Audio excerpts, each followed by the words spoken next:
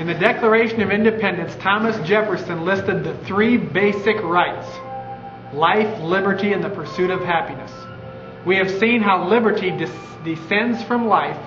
Now we shall begin to examine how the Founding Fathers defined the pursuit of happiness. In 1772, 4 years before the Declaration of Independence was signed, Samuel Adams wrote a book titled "The Rights of the Colonists as Men," unquote.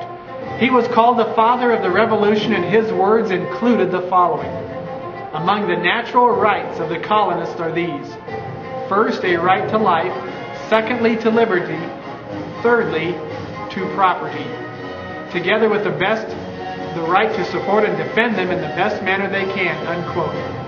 A second glance will uncover an explanation of the phrase pursuit of happiness. Whereas Jefferson used the phrase pursuit of happiness, Samuel Adams inserted the word property. The Fifth Amendment also to the Constitution says that no person shall be deprived of life, liberty, or property. The pursuit of happiness can be equated with the concept of private property. The founders strongly believed in private property rights. It equates to economic freedom. The founders lived with economic tyranny under the British king, and they sought to eliminate its occurrence in the new nation. Their philosophy is clearly seen in many instances. James Madison said that government is instituted to protect property of every sort. Madison was basically quoting the English philosopher John Locke, who said, "The great and chief end, therefore, of men's uniting into commonwealths and putting themselves under government is the preservation of their property." The Founding Fathers recognized the very purpose of government: to protect the individual's property. Life, liberty, and property do not exist because men have made laws. Quite the contrary.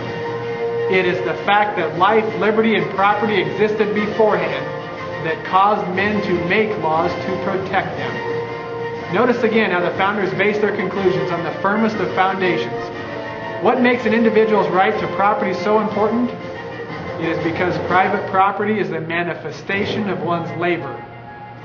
A certain percentage of one's life is spent in labor to produce what may be called his or her own. When the government takes your property in the form of money, it is confiscating a portion of your life. It may not seem readily apparent why economic freedom is essential, but if someone has control over your economics, they have control over your behavior and thus you. It is because without economic liberty, there can be no political liberty. Thank you, and hopefully you'll join us again as we go farther into the Founders' views on liberty.